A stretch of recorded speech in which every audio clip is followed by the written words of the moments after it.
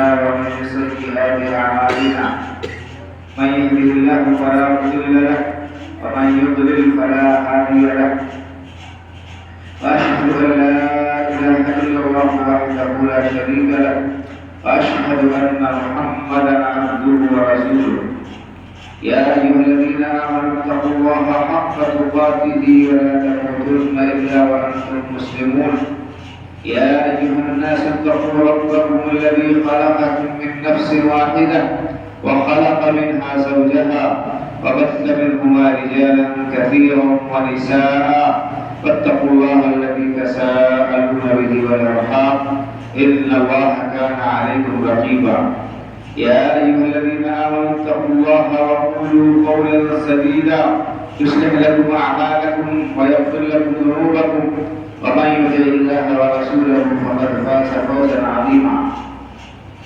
أما بعد فإن خير الحديث كتاب الله وخير الهدي هدي محمد صلى الله عليه وسلم وشر الأمور محدثاتها وكل محدثة بدعة وكل بدعة ضلالة وكل ضلالة في النار. أعوذ بالله من الشيطان الرجيم. بسم الله الرحمن الرحيم. وإذ ابتلى إبراهيم ربه بكلمات فأتمهن قال إني جاعلك للناس إماما قال ومن ذريتي قال لا ينال عهد الظالمين وإذ جعلنا البيت مثابة للناس وأمنا واتخذوا من مقام إبراهيم مصلى وعهدنا إلى إبراهيم وإسماعيل أن طهر بيتي للطائفين والعاكفين والركع السجود وإذ يرفع إبراهيم القواعد من البيت وإسماعيل ربنا تقبل منا إنك أنت السميع العليم ربنا واجعلنا مسلمين لك ومن ذريتنا أمة مسلمة لك وأرنا مناسكنا وتب علينا إنك أنت التواب الرحيم ربنا وابعث فيهم رسولا منهم يتلو عليهم آياتك ويعلمهم الكتاب والحكمة ويزكيهم إنك أنت العزيز الحكيم ومن يرغب عن ملة إبراهيم إلا من سفه نفسه ولقد اصطفيناه في الدنيا وإنه في الآخرة لمن الصالحين إذ قال له ربه أسلم قال أسلمت لرب العالمين فوصى بها إبراهيم بنيه ويعقوب يا بني إن الله اصطفى لكم الدين فلا تموتن إلا وأنتم مسلمون رب اشرح لي صدري ويسر لي أمري واحلل عقدة من لساني يفقهوا قولي سبحانك لا علم لنا إلا ما علمتنا إنك أنت العليم الحكيم. دینی و ملی بھائیوں اور بزرگوں پردہ نشین ماں اور بہنوں معزز حاضرین و سامعین یہ ذی الحجہ کا مہینہ چل رہا ہے. اس مہینے میں اسلام کا ایک عظیم رکن حج ادا کیا جاتا ہے.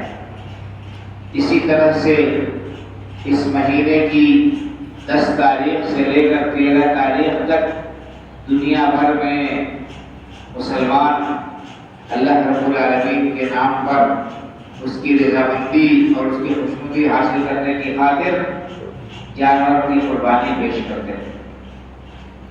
تو یہ حج کے بیشتر مناسک اور ارکان اور یہ قربانی ایک بہت ہی عظیم اور جلیل القدر ہستی کی یادگار ہے جن کا تذکرہ اللہ رب العالمین نے قرآن کریم میں جگہ جگہ کیا اور اللہ رب العالمین نے ان کے طریقے کو اپنانے اور اختیار کرنے کا تاکید حکم دیا ہے. اللہ رب العالمین نے رسول اکرم صلی اللہ علیہ وسلم کو بھی خصوصی خطاب کیا ہے اور آپ کے علاوہ دیگر لوگوں کو بھی یہی حکم دیا ہے. اللہ رب العالمین نے ارشاد فرمایا ثم اوحینا الیک ان تتبع ملة ابراہیم حنیفا.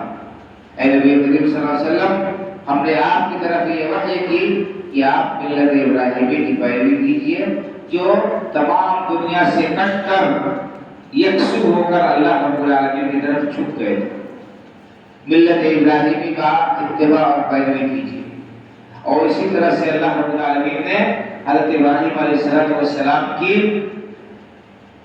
سیرت اور ان کے اسوے کو اپنانے کا حکم دیا ہے، اسے ہمارے لیے آئیڈیل اور نمونہ قرار دیا ہے۔ اللہ رب العالمین کا ارشاد ہے قد كانت لكم اسوة حسنة في ابراہیم والذین معه، یقیناً تمہارے لیے حضرت ابراہیم علیہ السلام اور ان پر ایمان لانے والے ان کے ساتھیوں میں بہترین نمونہ ہے۔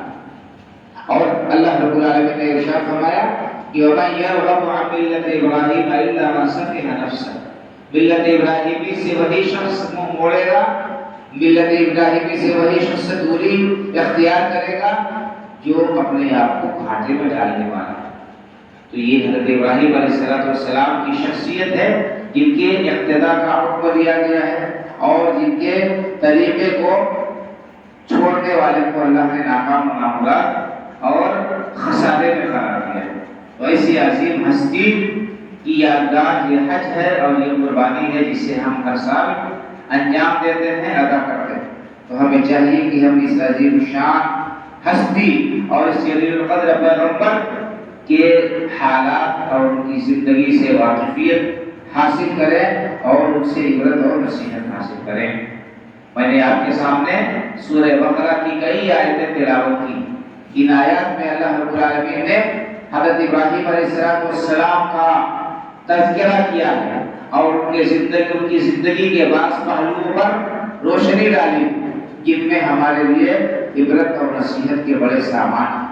آئیے ان آیات کی روشنی میں ہم کچھ نصیحت حاصل کرنے کی کوشش کریں اور ابراہیم علیہ السلام کا کیا طریقہ تھا اور کیوں اللہ رب العالمین کے وہ محبوب اور چہیتے قرار پائے جن کی یادگار اللہ رب العالمین نے قیامت تک کے لوگوں کے لیے باقی رکھی، لوگوں میں باقی رکھی اور انہیں اس یادگار کو قائم رکھنے کا اور اس پر عمل کرنے کا حکم دیا۔ ہمیں یہ بات اچھی طرح سمجھ میں آئے گی۔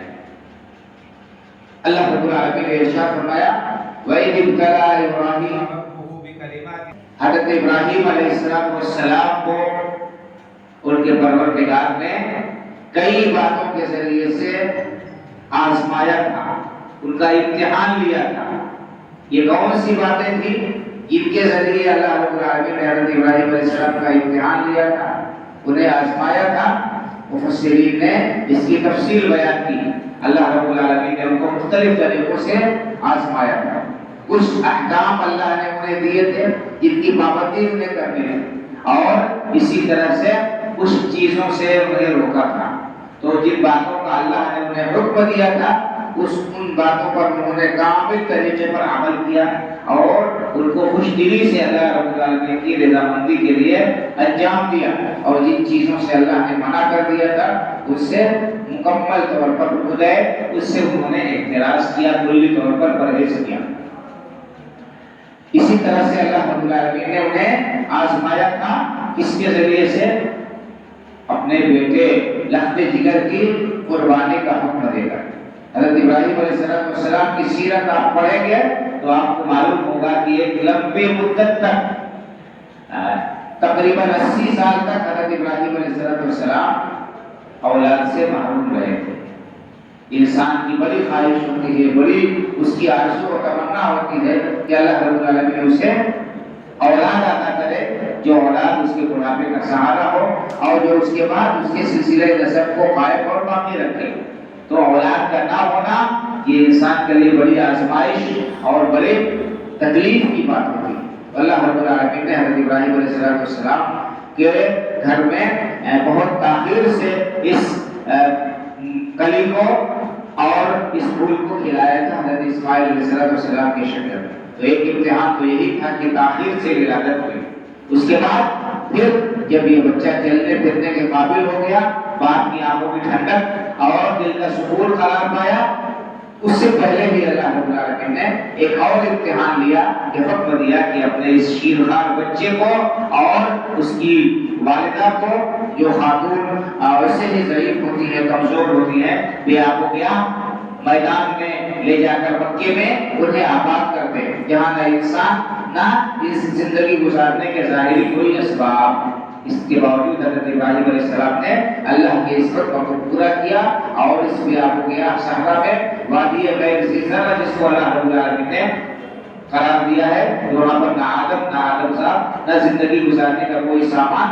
نہ کھیتی باڑی، نہ پانی، نہ پھل، نہ غلہ، نہ کوئی چیز زندگی گزارنے کے لیے ضروری ہے، وہاں پر انہوں نے آباد کیا۔ کتنا بڑا امتحان تھا۔ پھر اولاد سے دوری، انہیں وہاں بسا کر وہاں سے چلے جائیں، ان کو اور ان کی نظروں سے اوجھل ہو جائے، یہ کتنا بڑا امتحان تھا۔ اس کے بعد جب یہ بچہ چلنے پھرنے کے قابل ہوا، باپ کے بڑھاپے کا سہارا اور لاٹھی بننے کے قابل ہوا، تو اللہ رب العالمین نے اس بیٹے کو، اس لختے جگر کو اپنے ہاتھوں سے ذبح کرنے کا حکم دیا۔ کتنے طرح کے امتحان سے گزارا، اور بھی ان کے علاوہ دیگر امتحان تھے۔ ہر امتحان میں ابراہیم علیہ السلام مکمل طور پر کامیاب ہوئے، سرخرو ہوئے، اور انہوں نے اللہ رب العالمین کی ہر امتحان میں کامیابی حاصل کی۔ یہاں پر بھائیوں اور بزرگوں، ہمیں ایک بہت بڑی نصیحت ملتی ہے، بہت بڑا درس ملتا ہے، اور وہ درس کیا ہے کہ انسان کو مختلف قسم کی آزمائشوں سے دوچار ہونا پڑ سکتا ہے، خاص طور سے اللہ کے جو نیک بندے ہیں، جو اللہ رب العالمین کے دین پر عمل کرنے والے ہوتے ہیں، جو اللہ کا جتنا قریبی ہوتا ہے اس کے اوپر آزمائش اتنی ہی زیادہ ہوتی ہے۔ انبیاء کرام علیہ السلام کی سیرت آپ پڑھ لیجئے، وہ اللہ کے سب سے محبوب بندے ہوتے تھے، لیکن سب سے زیادہ سخت آزمائشوں میں وہی گھرتے تھے اور ان کا امتحان بڑا کڑا ہوتا تھا، لیکن وہ جب ثابت قدم رہتے تھے اور اللہ رب العالمین کی مرضیات پر چلتے تھے تو اللہ تعالیٰ نے دنیا اور آخرت میں ان کو اللہ تعالیٰ نے کامیابی کا اعلان کر دیا۔ تو اگر ایک مومن کے اوپر آزمائش آتی ہے، امتحان آتا ہے، کوئی پریشانی اس کو گھیر لیتی ہے، کسی مصیبت سے دوچار ہو جاتا ہے، تو اسے مایوس نہیں ہونا چاہیے، اسے بدگمان نہیں ہونا چاہیے اللہ رب العالمین سے، اسے بدظنی نہیں رکھنی چاہیے۔ بہت سارے لوگ اس غلط فہمی کا شکار ہوتے ہیں، شیطان انہیں یہاں پر گمراہ کر دیتا ہے اور ان کے دل میں اللہ رب العالمین کی طرف سے بدگمانی ڈال دیتا ہے اور یہ کہتا ہے کہ دیکھو تم تو نیک ہو، پرہیزگار ہو، نمازی ہو، شریعت کے پابند ہو، تم پر اتنی آزمائشیں آ رہی ہیں، اتنی مصیبتوں سے دوچار کیے جا رہے ہو، قدم قدم پر امتحان ہو رہا ہے تمہارا، اور فلاں کو دیکھو جو دین سے دور ہے، جو اللہ کے دین سے غافل ہے، جو نافرمان ہے، جو مجرم ہے، جو فلاں خرابیوں میں مبتلا ہے، کتنی عیش کی زندگی گزار رہا ہے، ہر قسم کی آسائش کا سامان اس کو فراہم ہے۔ اس طرح سے اللہ رب العالمین سے بدگمان کر دیتا ہے اور شیطان انسان کے ایمان کو حبط اور ضائع کر دیتا ہے۔ تو انسان کو چاہیے مسلمانوں کی آزمائشوں میں صبر کرے اور اللہ رب العالمین سے دعا کرے، تبات قدمی کی، اور کسی بھی طرح سے مایوس اور بددل نہ ہو، اور اپنے دل میں کسی بھی طرح سے اللہ رب العالمین کے تعلق سے بدگمانی ہرگز نہ لائے۔ امتحان اور آزمائش یہ اللہ رب العالمین کی سنت ہے، اللہ کے نیک بندوں کا امتحان ہوتا ہی ہوتا ہے۔ اللہ نے فرمایا وَإِذِ ابْتَلَىٰ إِبْرَاهِيمَ رَبُّهُ بِكَلِمَاتٍ، اللہ رب العالمین نے حضرت ابراہیم علیہ السلام کو کئی باتوں کے ذریعے آزمایا، بڑا سخت امتحان لیا اللہ نے، فَأَتَمَّهُنَّ، لیکن ابراہیم علیہ السلام ہر امتحان میں کامیاب ہوئے، پورا کیا ہر اللہ کے حکم کو، اور ہر امتحان سے، ہر مصیبت سے وہ سرخرو ہو کر نکل گئے۔ قال انی جاعلک للناس اماما، اللہ رب العالمین نے جب دیکھا ابراہیم علیہ السلام کی اس تسلیم و رضا کو، کیا حضرت ابراہیم علیہ السلام میرے ہر امتحان میں کامیاب، حرف شکایت ان کی زبان پر نہیں آیا، انہوں نے ناراضگی کا اظہار نہیں کیا، خفگی کا اظہار نہیں کیا، اور کوئی ایسی بات نہیں کی، بلکہ میرے ہر حکم کو انہوں نے بصر و چشم قبول کیا۔ تو اللہ تعالیٰ نے انہیں احساس سے نوازا، انہیں بڑے اعزاز سے نوازا، بہت ان کی عزت افزائی اللہ رب العالمین نے کی۔ کیا کہا؟ اللہ نے کہا کہ ابراہیم علیہ السلام میں آپ کو لوگوں کا امام اور پیشوا بناتا ہوں، آپ کو امامت کے منصب پر فائز کرتا ہوں۔ تو جو شخص اللہ کی مرضیات پر چلتا ہے، اللہ کے فیصلے پر راضی رہتا ہے، اس سے کسی قسم کی بدگمانی نہیں رکھتا ہے، آخر میں اللہ تعالیٰ اسے کامیاب کا اعلان کرتے ہیں، اس کی عزت افزائی ہوتی ہے، دنیا میں بھی اللہ رب العالمین کی رحمت اس کے اوپر سایہ قدم ہوتی ہے، اور آخرت میں بھی ایسا شخص اللہ رب العالمین کے ہاں بلند مرتبے پر فائز ہوگا۔ بہرحال اللہ رب العالمین نے حضرت ابراہیم علیہ السلام کو یہ احساس بخشا کہ انہیں اپنے بعد میں آنے والے تمام لوگوں کا امام بنایا، اس طرح سے کہ ان کے بعد اللہ رب العالمین نے نبوت کا سلسلہ انہیں کے نسل اور انہیں کے خاندان میں رکھا۔ حضرت ابراہیم علیہ السلام کے بعد جتنے بھی پیغمبر آئے سب کے سب انہیں کی اولاد سے تھے، ان کے بیٹے حضرت اسحاق علیہ السلام کے نسل سے بنی اسرائیل کے سارے پیغمبر، اور بڑے بیٹے اسماعیل علیہ السلام کی نسل سے نبی آخر الزمان سید الاولین والآخرین جناب محمد رسول اللہ صلی اللہ علیہ وسلم۔ حضرت ابراہیم علیہ السلام کو اس طرح سے امامت اور پیشوائی کا اللہ نے احساس بخشا، اور جتنی بھی اہل کتاب جماعتیں ہیں، قومیں ہیں، یہود اور نصارہ اور مسلمان، سب کے سب اپنے آپ کو ملت ابراہیمی کی طرف منسوب کرتے ہیں، سب ابراہیم علیہ السلام کی قدر کرتے ہیں، ان کی تقریب کرتے ہیں اور اپنے نسبت ان کی طرف کرتے ہیں۔ یہ اللہ رب العالمین نے انہیں احساس سے نوازا۔ قال من ذریتی، جب اللہ تعالیٰ نے حضرت ابراہیم علیہ السلام کو یہ بشارت سنائی اور انہیں یہ تمغہ دیا کہ ان کو لوگوں کا امام بنایا، تو حضرت ابراہیم علیہ السلام نے اللہ رب العالمین سے یہ دعا کی کہ اللہ یہ سلسلہ امامت کا میرے خاندان اور میرے نسل میں بھی باقی رہے، میرے نسل میں بھی باقی رہے۔ اللہ تعالیٰ نے اس دعا کو پورا کیا، قبول کیا، لیکن اس میں ایک شرط لگا دی اللہ نے۔ کیا فرمایا؟ قال لا ينال عهد الظالمین، اللہ نے فرمایا کہ امامت کا یہ وعدہ آپ کی ضروریت کے ساتھ ہے، لیکن جو ظالم ہیں، جو نافرمان ہیں، جو سرکش ہیں، جو میرے دین سے باغی ہیں، ان لوگوں کو یہ اعزاز حاصل نہیں ہوگا، وہ امامت کے مرتبے پر فائز نہیں ہو سکتے، ان کو یہ اعزاز میں نہیں بخشوں گا۔ یہاں پر بھائیو اور بزرگوں ہمیں یہ نصیحت ملتی ہے کہ انسان کا ایمان اور عقیدہ اگر صحیح ہے تبھی اللہ رب العالمین کے ہاں اسے کامیابی مل سکتی ہے۔ اللہ رب العالمین کے ہاں عزت اسی وقت انسان حاصل کر سکتا ہے جب اس کا ایمان صحیح ہو، جب اس کا عقیدہ درست ہو، ورنہ صرف کسی اعلیٰ سے اعلیٰ خاندان سے تعلق رکھنا، کسی اونچے سے اونچے حسب و نسب سے جو ہے اس کا تعلق ہونا، اللہ رب العالمین کے ہاں یہ اعزاز کی اور کامیابی کی کوئی ضمانت نہیں ہے۔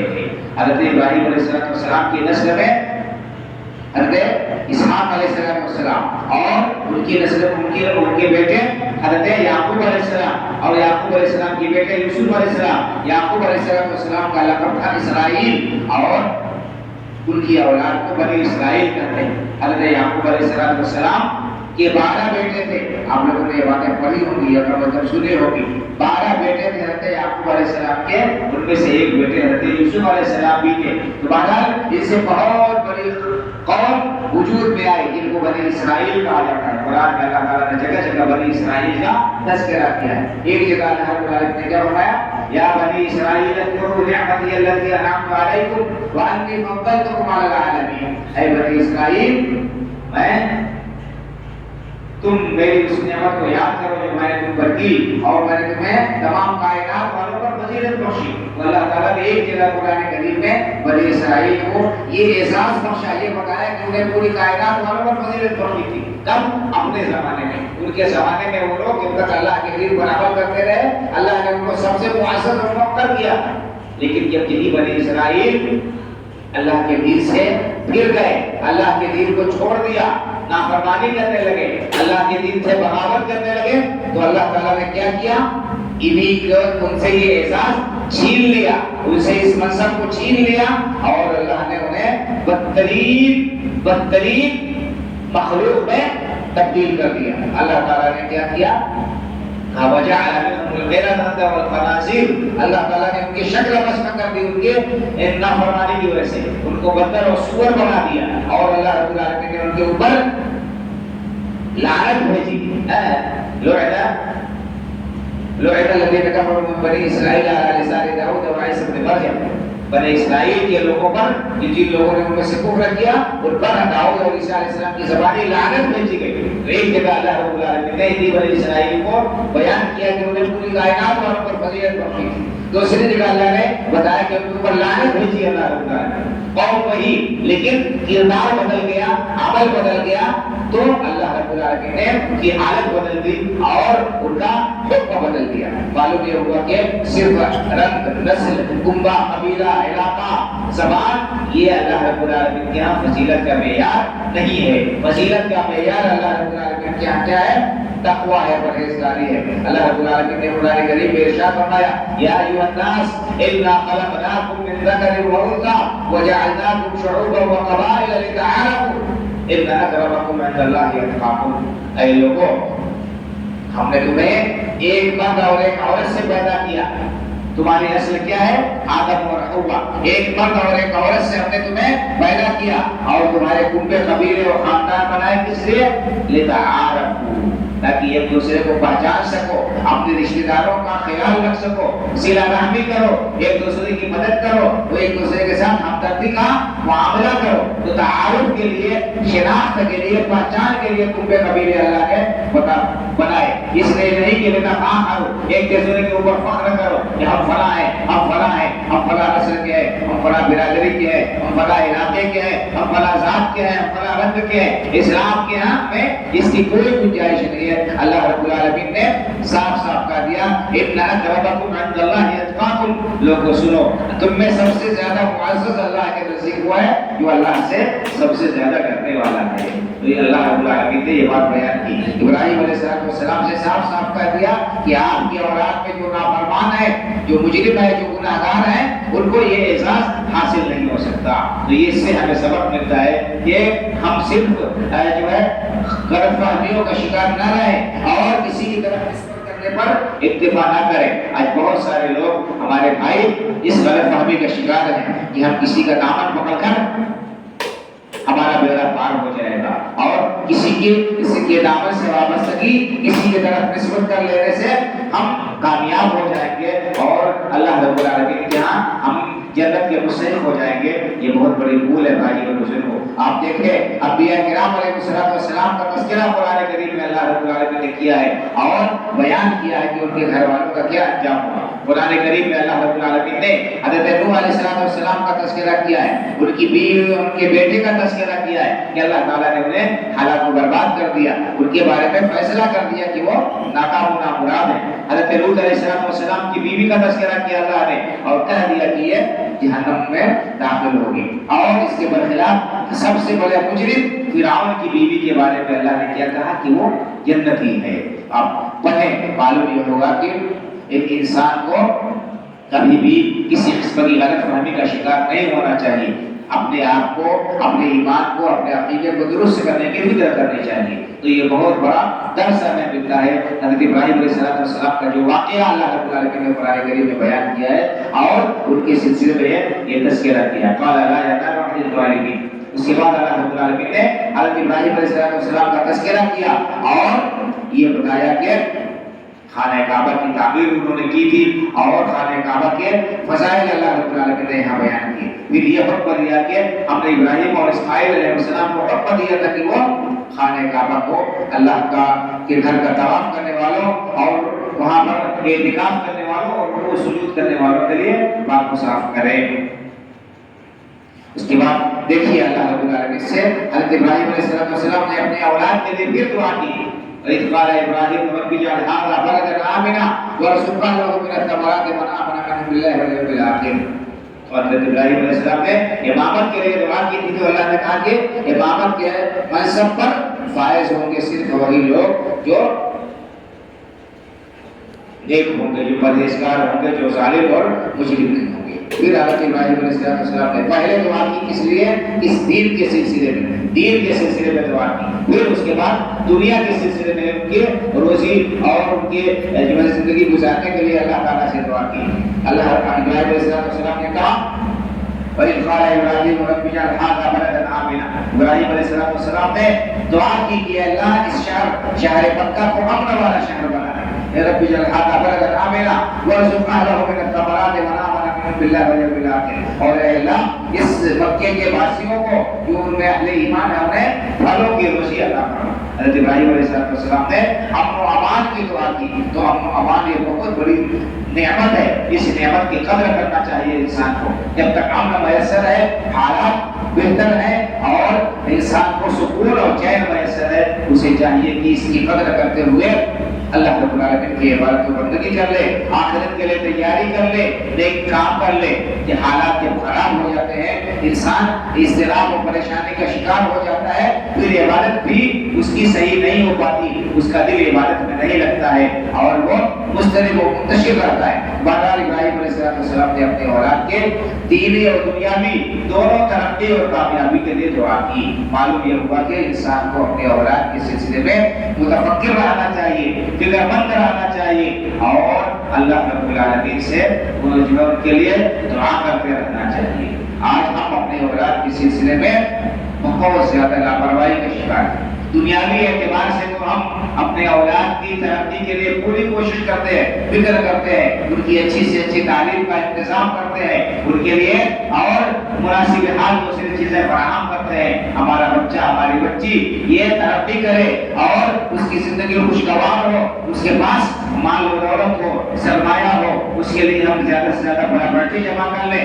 اولاد کی دنیاوی ترقی کے لیے ہم فکر کرتے ہیں، لیکن سوچنے کی بات یہ ہے بھائی کو کہ ہم دینی ترقی اور ایمان کی بقا کے لیے اور تحفظ کے لیے اپنے اولاد کی کتنی فکر کرتے ہیں، کتنی فکر ہم کرتے ہیں. یہ سوچنے کی بات ہے بھائی. اور آگے بات آ رہی ہے کہ حضرت ابراہیم علیہ السلام نے اللہ رب العالمین سے دعا کی. وَإِذْ يَرْفَعُ إِبْرَاهِيمُ الْقَوَاعِدَ مِنَ الْبَيْتِ وَإِسْمَاعِيلُ رَبَّنَا تَقَبَّلْ مِنَّا إِنَّكَ أَنْتَ السَّمِيعُ الْعَلِيمُ. یہاں پر بھی اللہ رب العالمین نے حضرت ابراہیم علیہ السلام کے ایک عظیم اور زبردست عمل کو ذکر کیا ہے. کہا کہ یاد کیجیے اس وقت کو کہ ابراہیم اور اسماعیل علیہ السلام اللہ رب العالمین کے گھر بیت اللہ کی عمارت کو بلند کر رہے تھے، اس کی بنیادوں کو اونچی کر رہے تھے اور اللہ کا یہ عظیم گھر جو پوری دنیا والوں کے لیے قبلہ اور جہاں کا حج فرض اللہ رب العالمین نے قرار دیا ہے، جہاں ایک عبادت کا، ایک نماز کا ثواب دنیا کی دیگر مساجد میں 1,00,000 نماز کے برابر ہے. اس عظیم گھر کی تعمیر کر رہے تھے ابراہیم اور اسماعیل علیہ السلام. اور اس کے بعد کیا کر رہے تھے؟ اللہ سے دعا کر رہے تھے، رو رہے تھے، دلا رہے تھے کہ ربنا تقبل منا انك انت السميع العليم. اے پروردگار تو ہم سے ہمارے اس عمل کو قبول کر لے. اے اللہ ہمارے اس عمل کو قبول کر لے ہم سے. بے تو سننے والا اور جاننے والا ہے. ذرا غور کریں بھائی اور بزرگوں اور دیکھیں کس قدر اخلاص تھا، کس قدر اللہ رب العالمین کا ڈر تھا اور اللہ رب العالمین سے کس طرح گڑگڑا رہے تھے اپنے عمل کی قبولیت کے لیے. آج ہمارا حال کیا ہے؟ ہم اپنے اعمال میں کتنے مخلص ہیں، نیک کاموں کے سلسلے میں ہماری نیتیں کتنی درست ہوتی ہیں.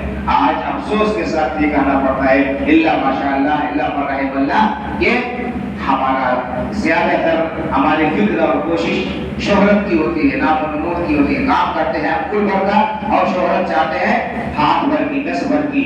تھوڑا سا کام کر کے انسان اسے بڑا بڑا کر پیش کرتا ہے لوگوں کے سامنے. ہم نے یہ کیا، ہم نے یہ کیا، ہم نے یہ کیا، اور صرف زبانی بیان کر کے بلکہ دفاع نہیں کرتا ہے بلکہ اس کو سوشل میڈیا پر شیئر کرتا ہے، نشر کرتا ہے. فلاں صاحب نے یہ کام کیا، یہ کام کیا، یہ کام کیا. یہ شہرت طلبی، یہ دنیا داری، یہ ریاکاری، یہ دکھاوا اللہ رب العالمین کے ہاں اس عمل پر انسان کو کوئی اجر و ثواب نہیں ملے گا. انسان عمل کرے اللہ کے لیے، اللہ رب العالمین کی رضامندی اور خوشنودی حاصل کرنے کے لیے. ان عظیم الشان اور جلیل القدر ہستیوں کی سیرت کو اور ان کے سر سے عمل کو دیکھیں، کتنا عظیم کام کر رہے ہیں. اللہ کا گھر تعمیر کر رہے ہیں. اس گھر کی تعمیر کے ساتھ ساتھ اللہ رب العالمین سے دعا کر رہے ہیں کہ اللہ ہمارے اس عمل کو، ہماری اس خدمت کو قبول کر لے.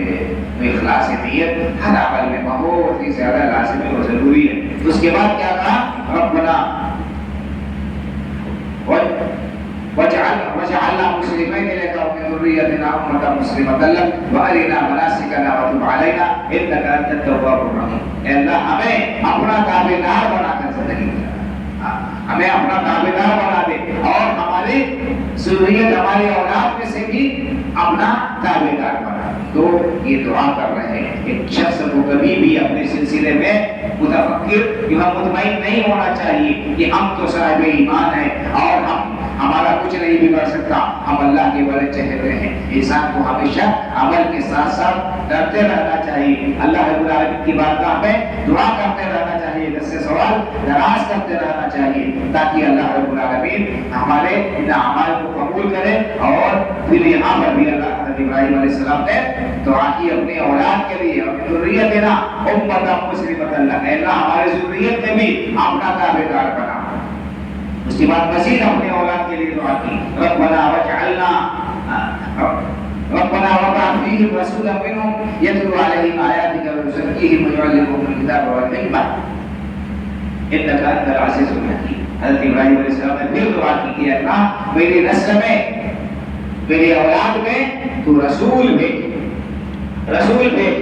پیغمبر بھیج، رہنما بھیج، جو ان پر تیری آیتیں تلاوت کرے، تیری کتاب پڑھ کر سنائے، ان کو پاک اور صاف کرے، کفر و شرک کی گندگی سے، اخلاق کی خرابی سے، تمام قسموں کی برائیوں سے انہیں پاک و صاف کرے۔ بے شک تو سننے والا، تو ہی غالب اور حکمت والا ہے۔ اس طرح سے ابراہیم علیہ السلام کی سیرت کے بعض معلوم کو اللہ رب العالمین نے ان چند آیات میں بیان کیا ہے، اور آگے بھی اللہ رب العالمین نے حضرت ابراہیم علیہ السلام کے واقعات کو بیان کیا ہے، ان کی سیرت کے بعض معلوموں کو بیان کیا ہے۔ ایک اور آیت کی تفسیر کر کے اپنے گفتگو کو ختم کرتا ہوں، کیونکہ اور بھی مشائخ موجود ہیں۔ اللہ رب العالمین نے کیا فرمایا کہ وَمَن يَرْغَبُ عَن مِّلَّةِ إِبْرَاهِيمَ إِلَّا مَن سَفِهَ نَفْسَهُ۔ ابراہیم علیہ السلام کی سیرت کے بعض پہلوؤں کو اللہ رب العالمین نے بیان کیا، کس طرح اللہ رب العالمین سے وہ وابستہ تھے، اور اللہ رب العالمین کی رضامندی اور خوشنودی حاصل کرنے کے لیے انہوں نے اپنا سب کچھ قربان کر دیا تھا، اور ہم وقت آمادہ اور تیار رہتے تھے، اور اس کے بعد جو ہے انہوں نے یہی طرز عمل اختیار کیا۔ اللہ نے فرمایا کہ وَمَن يَرْغَبُ عَن مِّلَّةِ إِبْرَاهِيمَ إِلَّا مَن سَفِهَ نَفْسَهُ۔ حضرت ابراہیم علیہ السلام کی ملت سے، ان کے طریقے سے وہی شخص منہ موڑے گا جو اپنے آپ کو گھاٹے میں ڈالے گا، جو اپنا خسارہ اور نقصان کرنے والا ہوگا۔ وَلَقَدِ اصْطَفَيْنَاهُ فِي الدُّنْيَا، یقیناً حضرت ابراہیم علیہ السلام کو ہم نے دنیا میں منتخب کر لیا تھا، انہیں اپنا چہیتا اور برگزیدہ بنا لیا تھا۔ وَإِنَّهُ فِي الْآخِرَةِ لَمِنَ الصَّالِحِينَ، اور ابراہیم علیہ السلام آخرت میں بھی اللہ کے نیک و صالح بندوں میں سے ہوں گے۔ إِذْ قَالَ لَهُ رَبُّهُ أَسْلِمْ قَالَ أَسْلَمْتُ لِرَبِّ الْعَالَمِينَ۔ ابراہیم علیہ السلام کو اللہ نے ایسے نہیں اپنا چہیتا اور برگزیدہ بنا لیا۔ ابراہیم علیہ السلام کی قربانی تھی اللہ رب العالمین کے لیے، جذبہ جانسپاری تھا اور اطاعت و تابعداری کا جذبہ تھا۔ انہوں نے اس کا واضح طور پر مظاہرہ اور اظہار کیا۔ اذ قال له ربه اسلم، ابراہیم علیہ السلام سے اللہ رب العالمین نے جب بھی کہا اور فرمایا کہ اے ابراہیم میرے حکم کے سامنے جھک جاؤ، اسلم یسلم اسلام، اسلام کے معنی آتے ہیں جھک جانا، تابعداری اختیار کرنا، بات مان لینا۔ اللہ نے کہا اسلم، ابراہیم میری بات مان لو، میرے حکم کے سامنے سر تسلیم خم کر لو۔ قال اسلمت لرب العالمین، ادھر اللہ کا حکم ہوا اسلم، ابراہیم سر جھکا دو۔ ابراہیم علیہ السلام نے بلا چوچلا اللہ کے ہر حکم کے سامنے سر جھکا دیا۔ تو مسلمان وہی ہے جو اللہ کے حکم پر سر جھکانے کے لیے آمادہ اور تیار رہے، سر جھکانے ہی کے لیے نہیں، سر کٹانے کے لیے آمادہ اور تیار رہے۔